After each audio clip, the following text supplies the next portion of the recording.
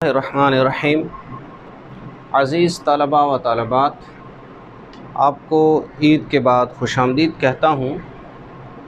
और आज का जो हमारा टॉपिक है लेक्चर नंबर 5 में, वो है उलूमुल कुरान। और उलूमुल कुरान के साथ ही आज हम पढ़ेंगे नासिख़ व मनसूख़। इल्म नासिख़ व मनसूख़ जो आपकी किताब का, आपके सिलेबस का हिस्सा है, ये क्या चीज़ है। अज़ीज़ तलबा, उलूमुल कुरान में मुख्तलिफ़ मज़ामीन शामिल होते हैं। उलूमुल कुरान का मतलब है कि कुरान पाक में किन किन उलूम से बहस की गई है और कौन कौन से उलूम कुरान के लिए पढ़ना ज़रूरी है कि जिससे कुरान का फ़हम हासिल हो जाए और तफ़सीर और मानी के करने में आसानी हो। तो सबसे पहले जो उलूमुल कुरान के मज़ामीन हैं, उनमें उसूल तफ़सीर का सीखना बहुत ज़रूरी है। उसूल तफ़सीर से मुराद क्या है कि तफ़सीर करने के उसूल क्या हैं, कि हमने किन किन उसूलों को मद्देनज़र रखते हुए तफ़सीर जो है आयात की, कुरान पाक की हमने करनी, जिसमें शान नुज़ूल है, आयात के अहकामात हैं, फ़िक़ही मबाहिस हैं, इन तमाम को हमने सीखना होता है। इल्म तफ़सीर की ज़रूरत व अहमियत, यानी कुरान का जो इल्म तफ़सीर है, इसकी ज़रूरत व अहमियत फ़िल वक्त क्या है, मुस्तक़बिल में क्या है, हम इसको कितनी अहमियत देते हैं, इसका भी सीखना ज़रूरी है। नंबर 2, नुज़ूल कुरान के मदारिज हमने पढ़ने हैं कि कुरान पाक का जो नुज़ूल है वो किन किन तरीक़ों से हुआ, उसके क्या तदरीजी मराहिल थे। नंबर 3, वही का मफ़हूम समझना बहुत ज़रूरी है। अगर वही के अंदर हमें डाउट होगा तो फिर पूरे कुरान में डाउट हमें होगा, और इसकी ज़रूरत व अहमियत को भी समझना ज़रूरी है। नंबर 4, कुरान की तरतीब किस किस्म की है, क्या वो नुज़ूली है या तौक़ीफ़ी है। तो नुज़ूली एतबार से कुरान जो नाजिल हुआ वो सूरतों की शक्ल में मुकम्मल हुआ, लेकिन तौक़ीफ़ी एतबार से फिर इसको बाद में तरतीब दिया गया जो नबी अलैहिस्सलातु वस्सलाम के हुक्म के मुताबिक था। इस पर पिछले लेक्चर में, लेक्चर नंबर 5 अब हम पढ़ रहे हैं, लेक्चर नंबर 4 में हमारी बहस मुकम्मल हुई थी। अरसा नुज़ूल कुरान कितना है, इस पर भी गुफ्तगू हुई। मक्की और मदनी सूरतों की क्या हैसियत है, यानी कि मक्की और मदनी सूरतों के अंदर उनका सूरतें जो हैं वो किस किस्म की हैं, छोटी हैं, बड़ी हैं, अहकामात के एतबार से, इबादात, दूसरे मामलात। बहरहाल इस पर मैं गुज़श्ता लेक्चर में गुफ्तगू कर चुका हूँ और उनका शान नुज़ूल क्या है। नंबर 6, नासिख़ व मनसूख़, मुहकम मुतशाबिहात, हुरूफ़ मुक़त्तआत, इसी तरह दूसरे मबाहिस हैं, एजाज़ुल कुरान है, अक़सामुल कुरान है, अमसालुल कुरान है। ये मबाहिस भी ज़रूरी हैं जानना, इसके बग़ैर भी हम कुरान के उलूम को मुकम्मल नहीं कर सकते। नंबर 7, फ़हम कुरान के तरीक़े कौन कौन से हैं, ये भी उलूमुल कुरान की बहस का हिस्सा है, इसे भी सीखना इंतहाई ज़रूरी है। नंबर 8, कुरान की क़िराअतों का इल्म। कुरान जो अल्लाह रब्बुल इज़्ज़त ने फ़रमाया कि इसको मैंने 7 क़िराअतों में नाज़िल किया, यानी 7 अहरुफ़, ये मैंने गुज़श्ता लेक्चर में भी, लेक्चर नंबर 4 में भी इसकी वजाहत की थी। उन क़िराअतों का इल्म आपको जानना ज़रूरी है।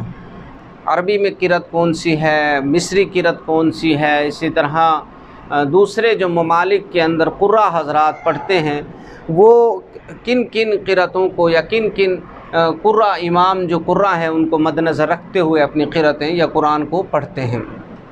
नंबर 9, मज़ामीन कुरान, ये ज़रूरी है। जब तक हम मज़ामीन कुरान को नहीं जाने कि हमें नहीं पता किस मज़मून के तहत ये आयत चल रही है, ये ज़रूरी।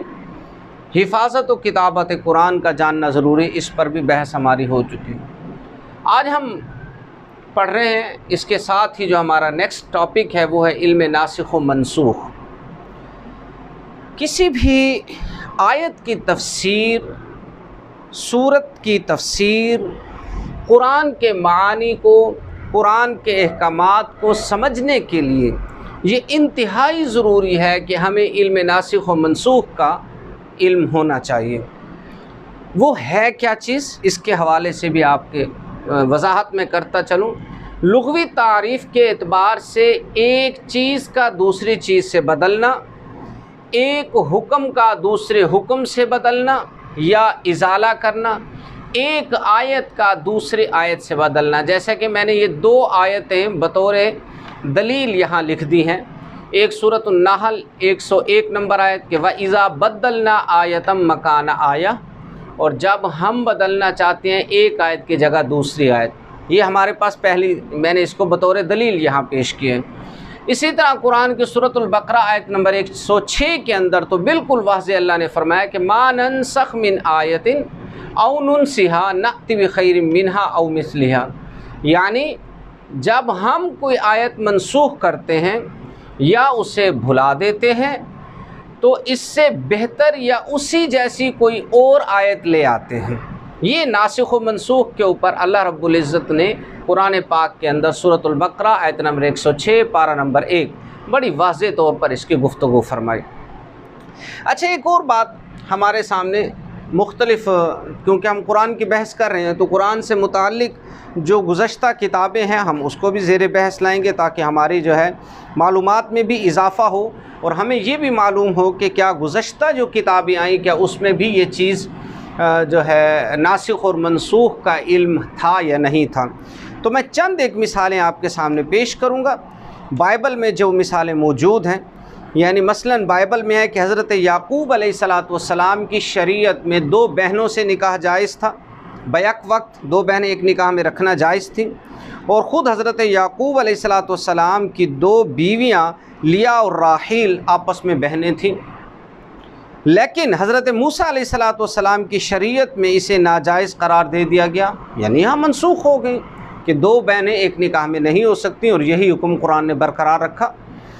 उसके बाद हज़रत नूह अलैहिस्सलातु वस्सलाम की शरीयत में हर चलता फिरता जानदार हलाल था। जो भी ज़मीन के ऊपर चल रहा है, रेंग रहा है, चल रहा है, फिर रहा है इधर उधर का, तो वो हलाल था। लेकिन हज़रत मूसा अलैहिस्सलातु वस्सलाम की शरीयत में बहुत से जानवरों को हराम करार दिया गया। इसी तरह हज़रत मूसा अलैहिस्सलातु वस्सलाम की शरीयत में तलाक़ की आम इजाज़त थी। कोई भी शख्स जैसे चाहता तलाक़ दे सकता था, लेकिन सैयदना ईसा अलैहिस्सलातु वस्सलाम की शरीयत में औरत के ज़िनाकार होने के सिवा उसे तलाक़ देने की किसी हालत में इजाज़त नहीं दी गई। गर्ज़ अगर हम अहदनामा कदीम और अहदनामा जदीद, यानी हम old testament and new testament को अगर हम देखें और इसको उठाएं, इसको पढ़ें, तो उसमें भी हमें इल्म नासिख व मनसूख मिलता है। तो हम ये कह सकते हैं कि दीन का जो इल्म है ये तदरीजी मराहिल से गुज़रता है। जब जब ज़रूरत पड़ती है अहकामात की, जहाँ जहाँ बदलने की, तो अल्लाह ने तमाम शराए के अंदर इसको बदला और इसकी वजाहत फरमाई। तो हम ये देखना चाहते हैं कि क्या हदीस की रोशनी में भी हमारे पास कोई ऐसी दलील मौजूद है जिसमें हम कह सकें कि नबी अलैहिस्सलातु वस्सलाम ने भी जो है इसके हवाले से गुफ्तगू फरमाई कि हाँ भाई कोई ऐसी चीज़ आप सल्लल्लाहु अलैहि वसल्लम के दौर में। जी हाँ, वो भी हमारे पास मौजूद है, और वो मैं 1-2 चीज़ आपके सामने पेश करना चाहता हूँ। जैसा कि नबी अलैहिस्सलातु वस्सलाम ने शुरू इस्लाम में कब्रिस्तान जाने से मना फरमा दिया, लेकिन बाद में इजाज़त दे दी। इसी तरह शुरू इस्लाम में कुत्ते मारने की इजाज़त थी कि जहाँ कुत्ता मिले उसे मार डालो। बाद में कुत्ते के रखने की 3 जगहों पर इजाज़त आप सल्लल्लाहु अलैहि वसल्लम ने मरहमत फरमाई। इसी तरह आप देखें कि नबी अलैहिस्सलातु वस्सलाम ने शुरू में अपनी हदीस के लिखने से मना फरमाया, लेकिन बाद में फरमाया तक्तुबु अन्नी, कि तुम मुझसे लिख लिया करो कि मेरी ज़ुबान से माँ सिवाय हक़ के कुछ अदा नहीं होता। ऐसे ही बहुत सारे हमारे सामने, ऐसे आप देख लीजिए कि जो है आप सल्लल्लाहु अलैहि वसल्लम ने बहुत सारे अहकामात में तब्दीली की और कुछ चीज़ों को बाकी भी रखा अरब के मिजाज के मुताबिक। अब हम ये देखते हैं कि नासिख व मनसूख के एतबार से उलमाए मुतक़द्दिमीन, यानी जो पहले उलमा गुज़र चुके, और मुतअख़िरीन जो बाद में उलमा आए, उन्होंने तफसीरी एतबार से क्या हुक्म दिया है और कुरान की क्या गुफ्तगू की है, इस पर क्या गुफ्तगू की है। तो मैंने आपके टॉपिक के हवाले से इसको इंतहाई शार्ट किया है। तो इसमें एक तो ये बताता चलूँ कि नासिख व मनसूख जो मुतक़द्दिमीन के हवाले से, मुतक़द्दिमीन में बाज़ उलमा ने 1000 आयात भी गिनवाई हैं, बाज़ ने 500 आयात भी गिनवाई हैं। यहाँ तक कि मुअतज़िला का तो ये मौक़िफ़ है कि कुरान में कोई आयत भी, अबू मुस्लिम अस्फ़हानी ने ये कहा है कि कुरान की कोई आयत भी मनसूख नहीं है, लेकिन ये गलत है। और वो जो मुअतज़िला कहते हैं उनका मौक़िफ़ ये है कि ये अगर हम किसी आयत को नासिख या किसी को मनसूख कहते हैं तो इसका मतलब ये है कि कुरान में ऐब है, और कुरान अगर ऐबदार है तो कुरान काबिल अमल नहीं, लिहाजा कुरान में हम इस ऐब को नहीं बयान करेंगे, यानी कोई नासिख और कोई मनसूख नहीं है। तो याद रखिएगा कि कुरान में नासिख व मनसूख के एतबार से ऐब नहीं है, क्योंकि ये गुज़श्ता शरीयतों के अंदर, गुज़श्ता किताबों के अंदर भी ये इसी तरह चला आ रहा है, और अल्लाह के कलाम में ऐब नहीं होता। अगर ऐब होता तो वो खुदा का कलाम नहीं है। इसलिए अल्लाह ने कुछ चीज़ों को पहले बेहतर समझा, उनको नाजिल किया, फिर जिस वक्त इंसान के मिजाज को देखा तो उसमें आसानी कर दी। तो ये तदरीजन है, ये हुस्न है कुरान का। हम भी आम हालात के अंदर देखें, किसी को पहले हुक्म देते हैं भाई ऐसा करो, एक चैप्टर फौरी तौर पर तैयार करके आओ, फिर हम देखते हैं कि क्लास एक चैप्टर तैयार नहीं कर रही, हम कहते हैं अच्छा ऐसा करो चैप्टर के 3 हिस्से कर लो, 2-2 सवाल तैयार करके ले आओ 3 दिनों में, तो क्लास फ़ौरन तैयार हो जाती है। अच्छा सर ठीक है, हम 2-2 सवाल तैयार करके आते हैं। तो हमने पहले हुक्म को मनसूख करते हुए दूसरा हुक्म लागू कर दिया, उसमें आसानी होगी। तो कुरान भी इंसान के लिए आसानी के लिए नाजिल हुआ है, ना कि मुश्किल के लिए नाजिल हुआ है। तो हम ये कह सकते हैं कि नासिख व मनसूख जो है, ये जो इल्म है, ये अल्लाह ने नासिख और मनसूख को इंसान की आसानी के लिए नाजिल किया। अब देखते हैं कि अल्लामा जलालुद्दीन सुयूती रहमहुल्लाह, इनकी किताब है अल-इत्क़ान फ़ी उलूमुल कुरान के हवाले से। अल-इत्क़ान में वो कहते हैं कि इनके नज़दीक 19 आयात मनसूख हैं, यानी 19 वर्सेस ऑफ कुरान जो हैं वो मनसूख हैं और उसकी जगह पे नासिख आयात हैं। ये इनकी बात हम लेंगे आगे थोड़े समय। शाह वलीउल्लाह मुहद्दिस देहलवी रहमहुल्लाह हमारे हिंदुस्तान के मुजद्दिद गुज़रे हैं, उनके हवाले से उनका मौक़िफ़ क्या है। हज़रत शाह साहब ने कुल 5 आयात मनसूख बयान की हैं। हम 19 को भी लेंगे और 5 को भी लेंगे। इसमें आपको बताता चलूँ कि 5 आयात वो हैं जो मुकम्मल तौर पर नासिख और मनसूख के तहत आती हैं। 19 आयात जो हज़रत जलालुद्दीन सुयूती रहमहुल्लाह ने बयान की, उनकी बात भी ठीक है, उनका मौक़िफ़ भी ठीक है, लेकिन उन्होंने कुरान की तमाम आयात में कहीं आयत का टुकड़ा है, कहीं पूरी आयत है, कहीं थोड़ी सी जुज़ी है, उन तमाम को लिया। जैसे मैं छोटी सी एक मिसाल आपको दे दूँ, अल्लामा जलालुद्दीन सुयूती रहमहुल्लाह ने जो रोज़ों के अहकामात हैं, कहा कि या अय्युहल्लज़ीना आमनू कुतिबा अलैकुमुस्सियाम कमा कुतिबा अलल्लज़ीना मिन क़ब्लिकुम लअल्लकुम तत्तक़ून। अब कमा कुतिबा अलल्लज़ीना मिन क़ब्लिकुम, कि अल्लाह ने तुम पे रोज़े फ़र्ज़ किए हैं जैसा कि तुमसे पहली उम्मतों पर फ़र्ज़ थे। अब शुरू में रोज़े पहली उम्मतों के मुताबिक ही आए, 24 घंटे का रोज़ा, रात को जनाब हुर्मत है, कुछ खा पी नहीं सकते, जैसे ही नींद आई उसी वक्त रोज़ा शुरू हो गया, सहरी नहीं थी। लेकिन बाद में अल्लाह ने इसमें आसानी फरमाई और कुतिबा अलैकुमुस्सियाम, ये छोटा सा टुकड़ा मनसूख करके फरमाया उहिल्ला लकुम लैलतस्सियामिर रफ़सु इला निसाइकुम हुन्ना लिबासुल लकुम व अंतुम लिबासुल लहुन। इसी सूरह बकरा के अंदर अगले रुकू के अंदर अल्लाह ने इसको अल्लाह ने इस आयत के इस टुकड़े को मनसूख कर दिया। अब अल्लामा जलालुद्दीन सुयूती रहमहुल्लाह ने इसको भी आयत उन इस आयात के अंदर शामिल किया है। शाह वलीउल्लाह मुहद्दिस देहलवी ने इन 5 आयात में उसको शामिल नहीं किया। लिहाजा हम ये कहेंगे कि अल्लामा जलालुद्दीन सुयूती रहमहुल्लाह ने भी ठीक कहा, लेकिन शाह वलीउल्लाह मुहद्दिस देहलवी ने भी ठीक कहा कि 5 आयात जो मुकम्मल हैं उनको बयान किया है। इस लिहाज से नस्ख की सूरतें जो हैं वो कुल 3 बनती हैं। नंबर 1, आयत की तलावत मनसूख होगी और हुक्म मनसूख होगा, दोनों ही मनसूख हो जाएंगे।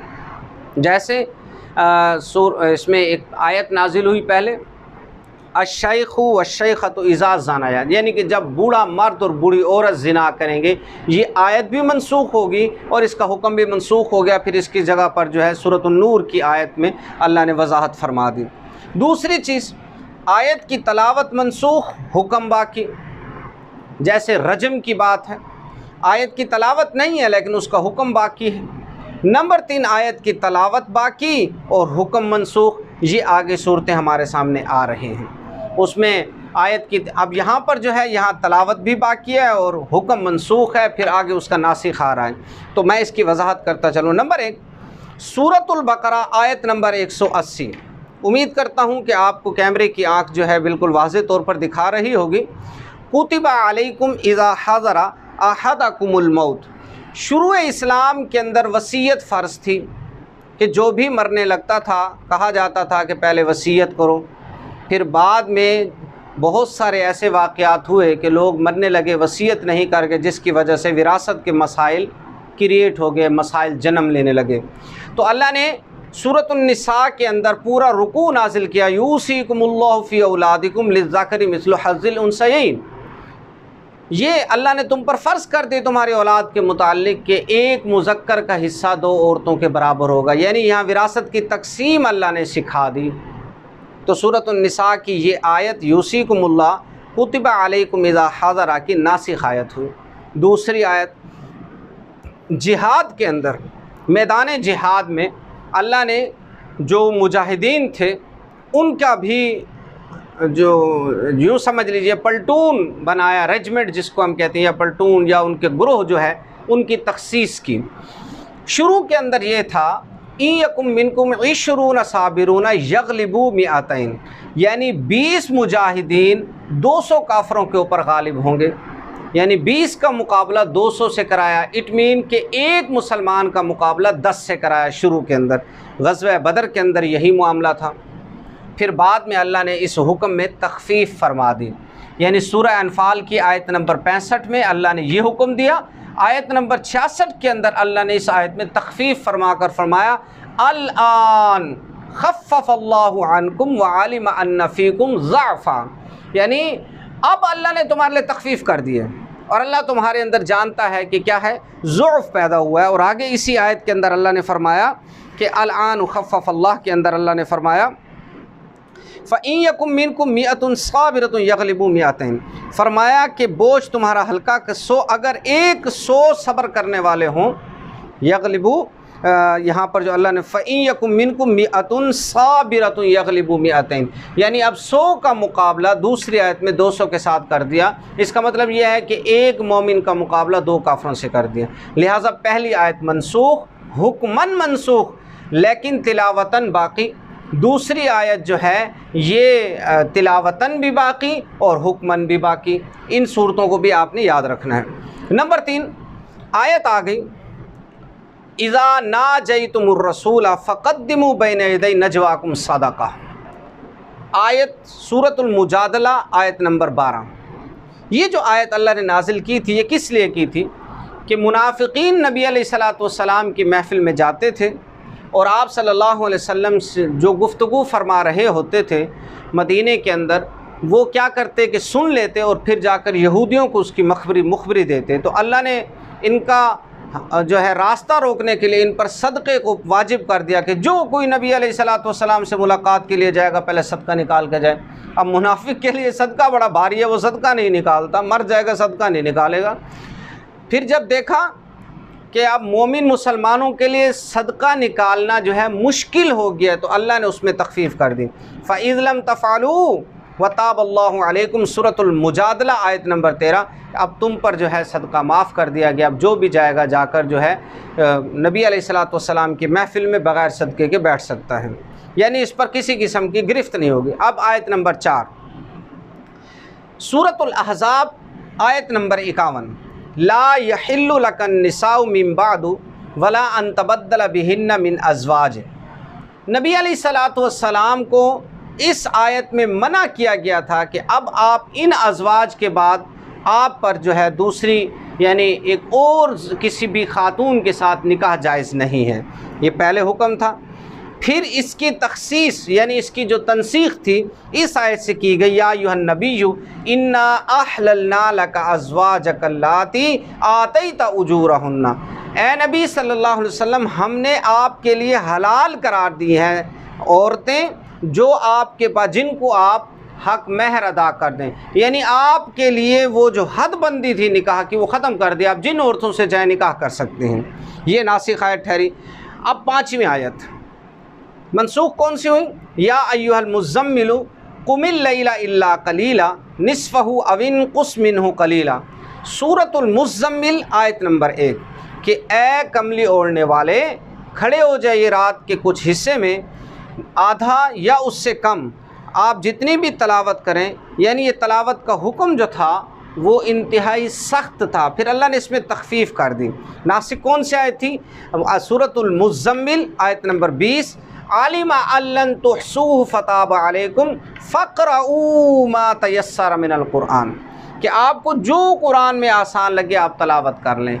इसमें जो है उम्मत के लिए भी आसानी हो गई और नबूवत के लिए भी अल्लाह ने आसानी फरमा दी। तो अज़ीज़ तलबा व तालिबात, उम्मीद करता हूँ कि आज के इस टॉपिक में आपको इल्म नासिख़ व मनसूख़ का फ़हम हासिल हो गया होगा, उलूमुल कुरान के मज़ामीन का भी कुछ न कुछ आपको फ़हम हो गया होगा। इंशाअल्लाहुल अज़ीज़ नेक्स्ट लेक्चर में नए टॉपिक के साथ मिलते हैं। तब तक के लिए इजाज़त। वस्सलामु अलैकुम वरहमतुल्लाहि वबरकातुहू। हाँ, याद रखिएगा कि मेरे चैनल को सब्सक्राइब करें ताकि इसको मज़ीद आगे चलाया जा सके। शुक्रिया जी।